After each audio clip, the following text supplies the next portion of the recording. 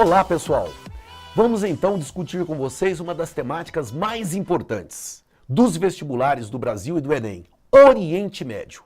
Qual o primeiro ponto? Como que a geografia trata esta região? A geografia trabalha esse tema como uma das regiões mais estratégicas do mundo. Então você precisa entender por que ela é considerada como uma região estratégica. Primeiro ponto, é o eixo de ligação entre Europa, Ásia e África. Então é extremamente importante para a dinâmica de circulação e de transportes. Segundo ponto, é onde estão concentradas as maiores reservas de petróleo do mundo. Petróleo conhecido como ouro negro mundial. Só para você ter a noção da importância econômica da área. Terceiro ponto, o aspecto religioso. É o berço das grandes religiões, onde se observa também uma diversidade étnica e cultural extrema. E ainda temos disputas por territórios. O que devemos considerar ainda? A problemática da água. Esta é uma região marcada pelo predomínio de climas áridos e semiáridos. Então aí temos os chamados hidroconflitos. E ainda o interesse externo de potências nesta região. Destaque para potências da Europa, como o Reino Unido, ou ainda as potências da Ásia, como a Rússia, e da América, os Estados Unidos, que sempre buscam exercer seu poder de influência nessas regiões. Uma das áreas mais citadas historicamente nos nossos vestibulares é a região conhecida como Golfo Pérsico. Então é importante que primeiro você tenha uma noção visual dessa região. Observe o mapa. Onde estaria essa área? É essa área que aparece para você de forma circulada. Tá? Essa é a região do Golfo Pérsico. O que nós temos aqui? Nós temos o Irã, nós temos a Arábia Saudita, nós temos o Iraque, nós temos os Emirados Árabes, nós temos o quê? Um conjunto de países que circundam a região do Golfo Pérsico, que são grandes produtores de petróleo e que, por vezes, compõem a organização dos países exportadores de petróleo. Desse modo, essa é uma região de importância vital para a economia do petróleo mundial. Lembrando que o petróleo ainda é a fonte de energia mais consumida no mundo e, portanto, o que acontece ali tem repercussão econômica imediata. E é por ali que se escoa cerca de 60% de todo o petróleo produzido e consumido no mundo.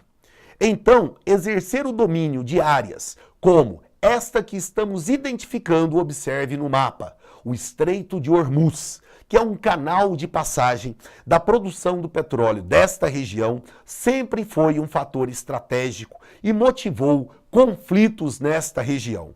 A área 1 é onde está o chamado Estreito de Hormuz e é vital para a circulação do petróleo. Outro aspecto que é sempre o pano de fundo dos conflitos que envolve essa região, e por isso ela é tão estratégica, é cultural e tem a ver com a religião. Aí nós temos o islamismo, o Islã, que é a religião muçulmana, onde se subdivide em xiitas e sunitas, que são as seitas principais, desde a morte do profeta Maomé, onde nós vamos ter, de um lado, os xiitas e o outro os sunitas. Porém, temos ainda os cristãos, que vão representar um percentual expressivo, cerca de 13 milhões de cristãos, que se espalham pelas diversas igrejas árabes, e ainda vamos ter os judeus, predominantemente no Estado de Israel. Então você tem uma situação entre o islamismo, o cristianismo e o judaísmo, que são as três grandes religiões que formam o pano de fundo de grande parte dos conflitos desta área. Assim sendo, a religião tem um papel importantíssimo para se entender os conflitos aí existentes e, por vezes, vamos falar em guerras que a religião é o fator motivador por divergência sobre esse tema. Como se não bastasse, esta área ainda apresenta uma extensão territorial de cerca de 6,8 milhões de quilômetros quadrados.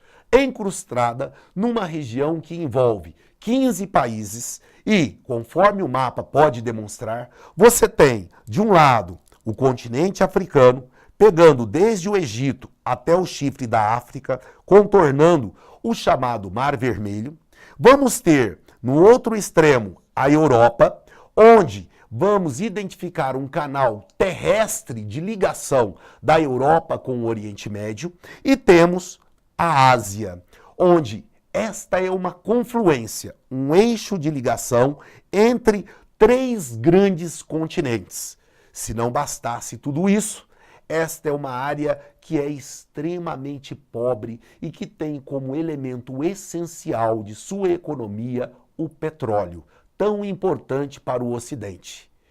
Como se não bastasse, em 1947, criamos o Estado de Israel. E Israel passa a ser um legítimo representante dos interesses ocidentais nesta região, gerando situações de conflito que se arrastam até a atualidade. Então, convido você a nos acompanhar para entender esses conflitos no Oriente Médio, desde a criação do Estado de Israel até os dias atuais. Aguardo você, um grande abraço e até breve.